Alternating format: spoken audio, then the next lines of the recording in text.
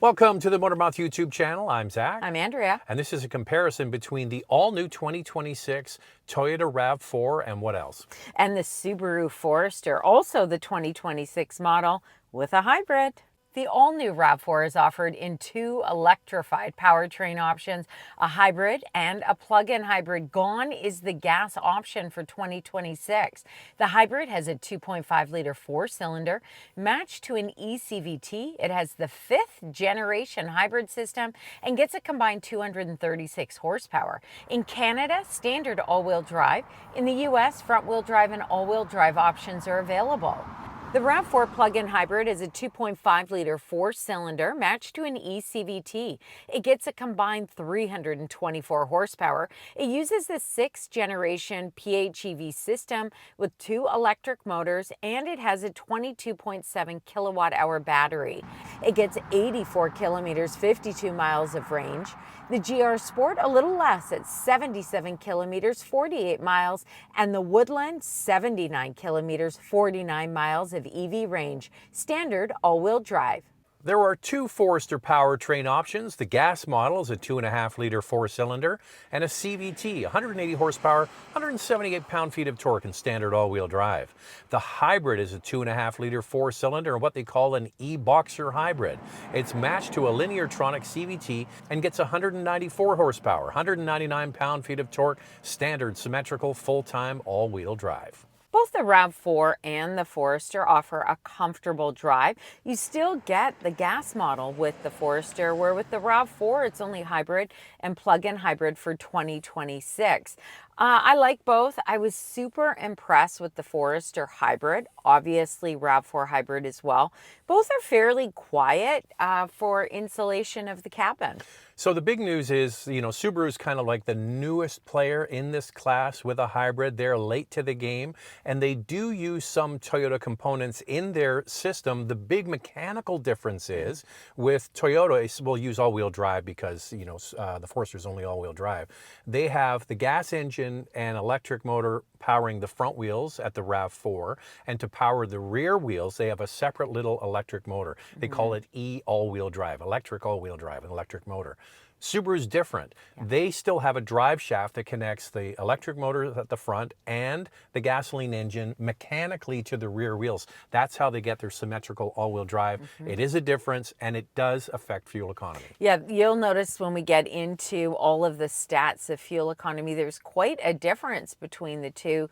The Forester hybrid just doesn't deliver as good a fuel economy. It was important to Subaru to have symmetrical all-wheel drive. That's a massive feature within their lineup. I think that overall, I would get the hybrid for the Forester. I find that the gas model, although good, it's going to get you from A to B, but passing power on the highway just isn't as good. That electric motor makes a big difference, and many feel that the Forester gas model could really use a turbocharged engine just like the Outback. Yeah, it's too bad they don't offer that anymore. They used to. The XT, which was really quite quick.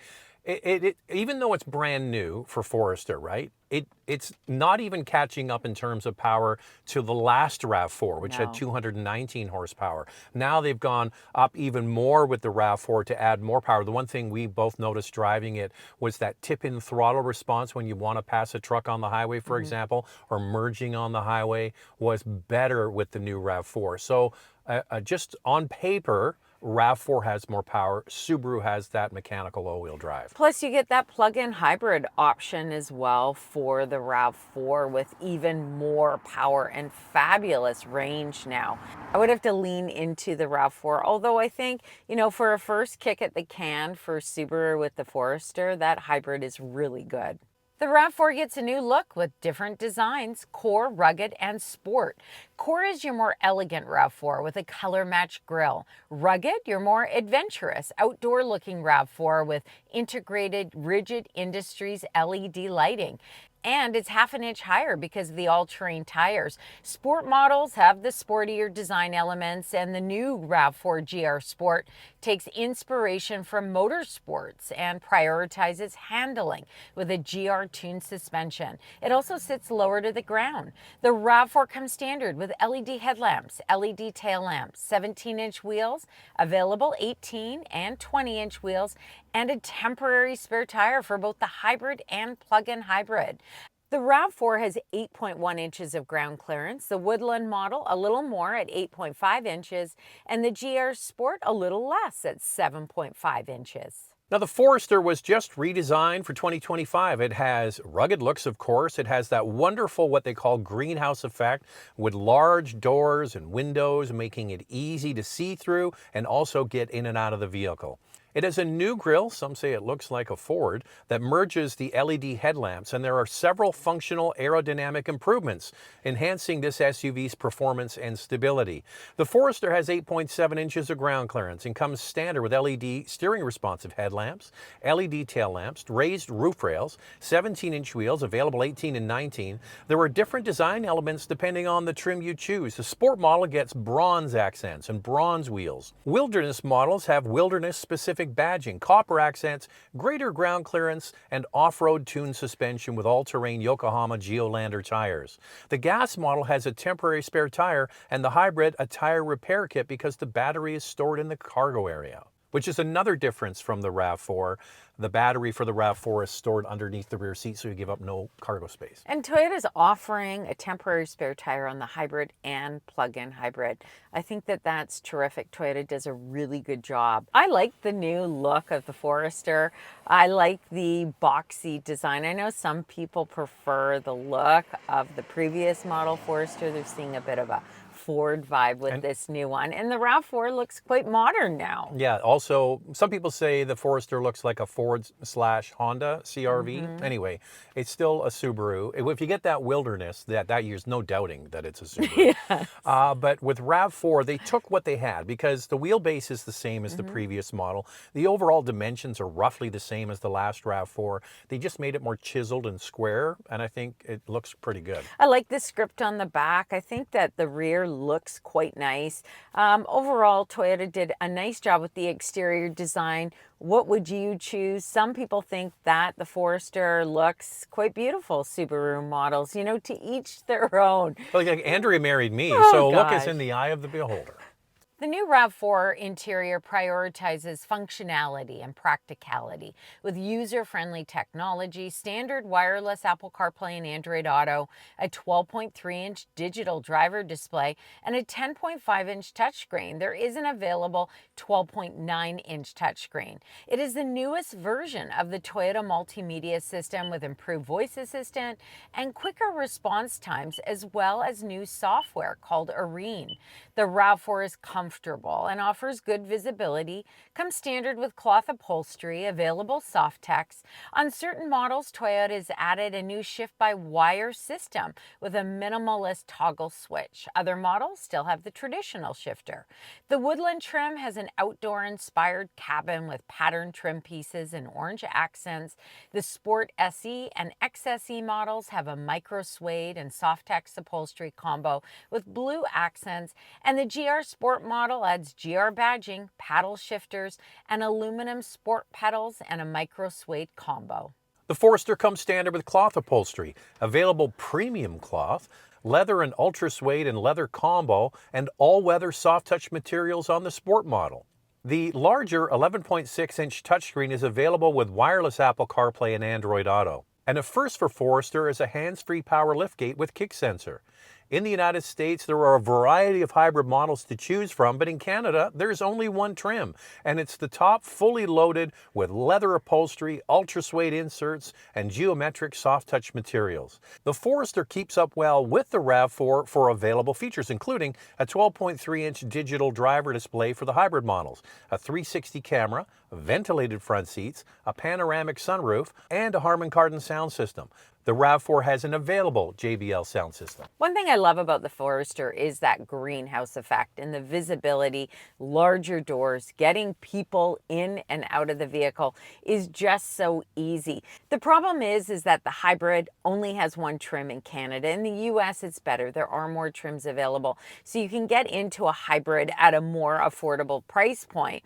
But in Canada, the gas model is the one that has the variety of trims. I'd like to see the hybrid have a lower starting price point. It gets up there just like the Honda CR-V hybrid. I used this line in one of the other comparisons. By the way, we've done the same comparison RAV4 with CR-V, Sportage, and Tucson, and now I'm going to do it with this one, Andrea. Yeah. You know what Toyota said? Hold my Sapporo. Yes. We're going to have hybrid only. By the way, we don't know the pricing yet. We're going to get to the pricing of the current model in just a moment, of their least expensive base model all the way up to the plug-in hybrid with a massive spectrum of available features and trims and price points, which is why RAV4 is king car in North America. In Canada and the US, it's the best-selling passenger car, period, when you take pickup trucks out of the situation. So, you know, why only having one hybrid for Subaru just seems like folly.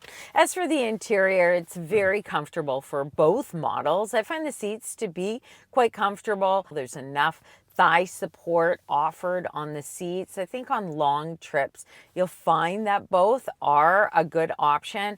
Now with the RAV4, every trim comes with a height adjustment on the passenger seat, which is so nice to have. Of course, it can be manual or power operated, but that is a nice addition for the RAV4. I feel like Toyota just made things better in the RAV4, except for one thing. What's that one thing? I want to know. The infotainment screen has many functions now done in the screen. And you look at the Forester with that 11.6-inch touchscreen, and it's the same thing. And it's such a massive complaint.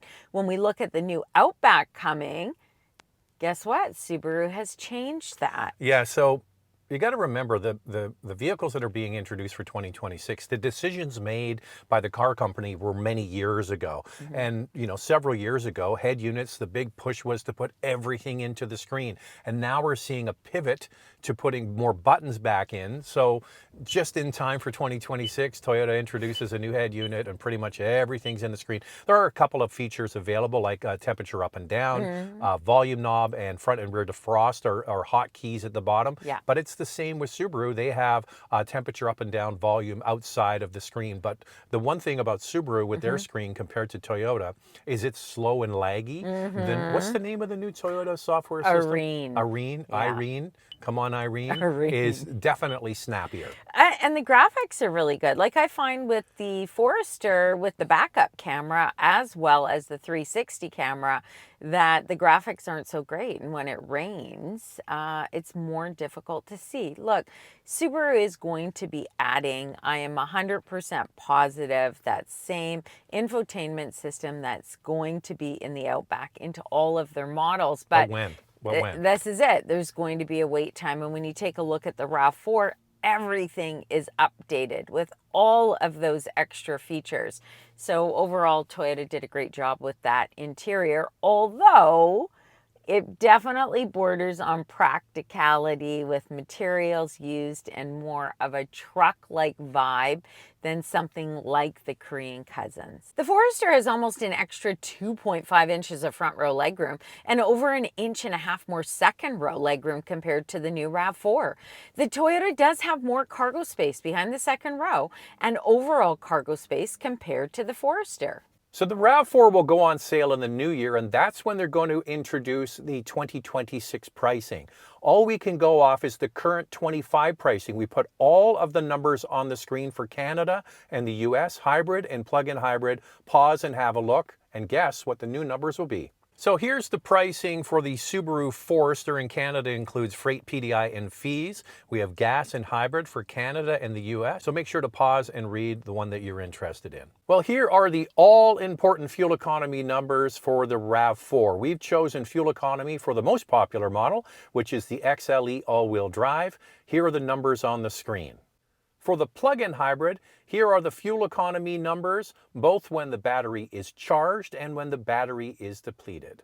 This new plug-in will charge from 10 to 80% in approximately 35 minutes. With a level 2 charger, it'll take 2 to 3.5 hours depending on the size of the onboard charger. It has a J1772 charging port, available CCS1. Here's the Forester fuel economy for gas and hybrid. We're going to leave it on the screen for you to pause and take a look. The hybrid and plug-in hybrids from Toyota can tow 3,500 pounds. There are a few exceptions. The base model hybrid and front-wheel drive can tow 1,750 pounds. The GR Sport has limited towing, but that number has not been announced. The Forester gas and hybrid models can tow 1,500 pounds. The Wilderness gas model, 3,500 pounds. Toyota and Subaru offer a warranty of 3 years or 60,000 kilometers, 36,000 miles. Now, both of these products, RAV4 and Subaru with the Forester, do have a fan base. There are loyal buyers to both. Subaru buyers, they love them. They love the ground clearance. They offer a very smooth and comfortable ride. If you live somewhere where there's a lot of bumps on the road, they eat those up easily. They love that big open feel to it and that sort of attitude and being a little bit different. So that's that crowd. The RAV4 are the people who just want to have a good, reliable, everyday transportation vehicle, and that's where RAV4 wins. I think overall, my favorite, as I mentioned earlier with the Forester, is the hybrid powertrain. It gives you enough passing power on the highway. Accelerating from a stoplight is good. So that's the one I would lean towards, although it's a new powertrain, so I don't know how it's going to play out for the year ahead. The issue is, yes, the price of it. You cannot get into an affordable hybrid option in Canada with the Forester. It's a shame. So if you're on a tighter budget, you are not going to be able to beat the RAV4 hybrid. You just aren't. Problem is availability. Yeah, but you can in the United States. It's a different story there. We're hoping that they're going to revisit that and bring in more available trims. But these are quite different products. And even at the beginning, I explained the way they go around doing their all-wheel drive hybrid system is quite different. They are very different, and I truly believe they're different buyer sort of psyches. And you guys let us know which one, what camp are you in? Camp Forester or Camp RAV4? Yeah, so just a quick recap. You've got RAV4 with more power, more towing capacity, better fuel economy, and a plug-in hybrid option with more power and great range. Some of the benefits of Forester: you've got symmetrical all-wheel drive, towing capacity for that Wilderness model is really great, and some unique trims. And now a hybrid option, at least you're getting better fuel economy and more power than that gas model. All right, thanks for watching. And if you like what you see, subscribe. We'll see you next time. We'll see you next time.